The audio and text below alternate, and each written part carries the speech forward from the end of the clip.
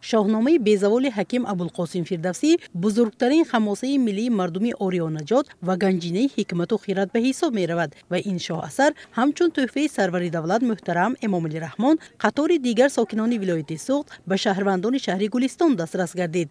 در دایره دستورالپرشویی دستگاه اجرایی پرزیدنت جمهوری تاجیکستان در شهر گلستان تقدیم کتاب نادر شاهنامه به ساکنان شهر از جانب گروه کاری از حساب نمایندگان حکومت جمهوری تاجیکستان آغاز گردید. این کتاب با تشبث اساسگزار صلح و وحدت ملی پیشوای ملت پرزیدنت جمهوری تاجیکستان محترم امام علی رحمان به شهروندان هدیه کرده شد. ضمن مراسمی تقدیم کنی تاکید گردید که شاهنامه همچون گنجینه بیزوال ادبیات کلاسیکی و رمز حفظ هویت ملی برای تربیت خودشناسی نسل نورز اهمیتی بزرگ دارد. تاکید کرده شد که شاهنامه نه تنها یک اثر ادبی بلکه سرچشمه افتخار ملی، کتاب پر از قهرمانی و حکمت، جسارت و خودآگاهی است. دسترس گردیدن این کتاب به هر عائله ولایت سوخت از جمله شهر گلستان امکانیت می‌دهد که فرزندان از خردسالی با ارزش‌های ملی، قهرمان‌های گذشته، کارنامه‌های نیاگان و فرهنگ غنی تاجیکان شناس گردند. سرور دولت همیشه در تلاش و در تکاپوی آنند که در برابر رشد اقتصادیات بر روی معنوی مردم بیشتر توجه کرده باشند.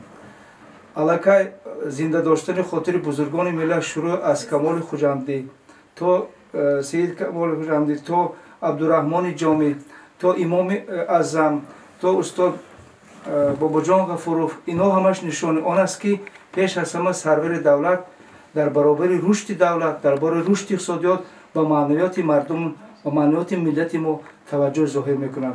این اقدام دلالت می‌دهد که ملت تاجیک دارای تاریخی پر افتخار میباشد و پاسداشتن چنین میراث وظیفه شهروندی هر یک ماست، زیرا موضوعهای محوری این شاه اثر ستایش دانش و خرد، ترغیب وطنخواهی و وطن دوستی، ترنم استقلال و آزادی، تشویق برابری انسانها، پیروزی نیکی بر بدی و عدالت بوده در روند جهانی‌شوی مردم ما به افکار و اندیشه‌های وطن دوستانه و هویت سازی شاهنامه نیازی بیشتر دارند. مستانه محیدی لازاده، حبیب ابراهیم زاده، اخبار.